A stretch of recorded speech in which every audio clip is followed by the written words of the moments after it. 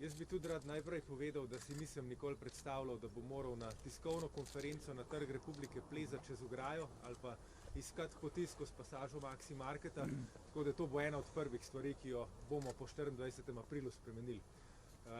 Ob tem vas, seveda ne vas, civilno družbo, vi svoje državljanske dolžnosti opravljate iz dneva v dan, bistveno boljš kot celo kakšen profesionalni politik. Javnost na tej točki pozivam, da se 24. aprila udeležite volitev, ker te volitve bodo plebiscit. Plebiscit o tem, a bomo ostali demokratična in odprta družba, ali pa bomo postali osebni fevd klike zbrane okrog Janeza Janše. To se je zgodilo konec koncev z Madžarsko. Tako da, se pa strinjam, pozorno sem poslušal, kaj ste povedali. Zahtev ne bi ponavljal, ker zahteve in program stranke Levica je praktično identičen ali pa zelo podoben, zelo soroden s tem, kar ste predstavili iz civilne družbe. Strinjam se pa z načinom, ki ste ga podali.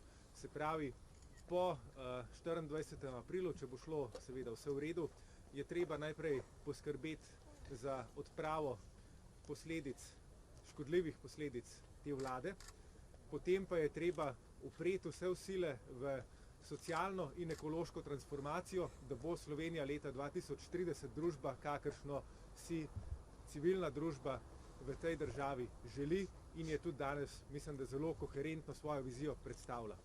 Iz naše strani, strani Levice, obljubljam, da bomo napeli vse sile, da gremo v to smer in pa predvsem, da tudi če in ko vstopimo v vladno palačo, civilna družba ne bo nikoli naš nasprotnik, ampak bo ostala to, kar je bila do zdaj, naš zaveznik in naš partner.